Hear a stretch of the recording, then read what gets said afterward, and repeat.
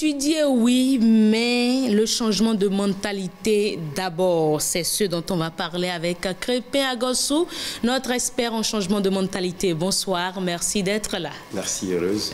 Étudier, oui, mais le changement de mentalité d'abord. Oui, mais le changement de mentalité d'abord. Oui. Pourquoi ce thème? Il est constaté que nous sommes très nombreux à avoir fait de grandes études et à avoir de grands diplômes. Mais en face de certains problèmes ou de prise de décision, notre réaction ne reflète pas notre niveau intellectuel. Ce qui nous amène tout simplement à dire qu'en dehors des études, il est très important d'élever notre niveau de mentalité. Sur ce, je vais tout simplement essayer de faire une petite comparaison. Oui. Étudier et avoir de grands diplômes, je le compare au fait d'apprendre à nager dans une piscine. Et la vie et la mentalité, je compare cette chose-là à apprendre à nager dans la mer. Les deux consistent à nager, mais les vagues de la mer ne peuvent pas être comparées à celles de la piscine. Donc, lorsque nous sommes simplement focalisés sur l'étude et les diplômes, en face des vagues de la vie, nous n'avons aucune solution pour pouvoir nous en sortir. C'est ce qui m'amène à dire tout simplement, étudier, oui, mais le changement de mentalité d'abord. À travers cette comparaison que je viens de faire, nous pouvons distinguer deux sortes de personnes. Il y a ceux-là qui commencent leur vie en se forgeant la mentalité d'abord, c'est-à-dire sans forcément passer par une école ou sans forcément avoir de grands diplômes, ils se sont forgés une bonne mentalité pour contribuer au développement de leur nation. C'est l'exemple de nos vaillants rois tels que Béhanzin, Bioguera ou les vaillantes Amazones qui se sont forgés une mentalité d'acier pour pouvoir défendre notre royaume de la main des colons et, si possible, étaient prêts à verser leur sang pour sauver la vie des autres.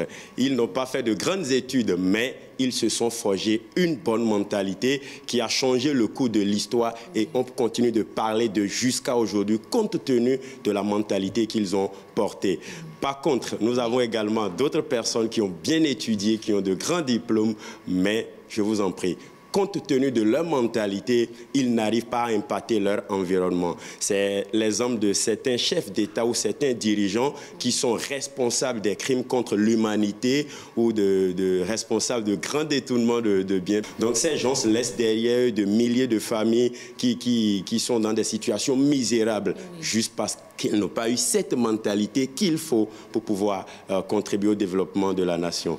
Chers nouveaux types de citoyens, vous qui m'entendez à l'instant, j'aimerais vous inviter tous à développer cette bonne mentalité que Bioguera, Béhanzin ou les Amazones ont eu. Bien qu'ils n'ont pas pris forcément par une école, mais ils se sont forgés cette mentalité-là qui a contribué au développement de notre pays. Le développement d'une nation pas toujours par la mentalité. Donc je nous invite tous à cultiver cette bonne mentalité afin d'impacter la génération présente et les générations à venir. Merci infiniment, Madame Eris. Merci beaucoup, Krépin Agossou. Et ça me donne une idée. Je sais qu'après mon baccalauréat, avant d'entrer dans la fonction publique, on nous demandait de faire le service militaire. Pourquoi aujourd'hui ne pas exiger à tous ceux-là qui ont leur diplôme il y a certains qui écarquillent les yeux, mais c'est une bonne idée, qui ont leur diplôme, de prendre part des formations de changement de mentalité avant d'accéder aux fonctions publiques pour que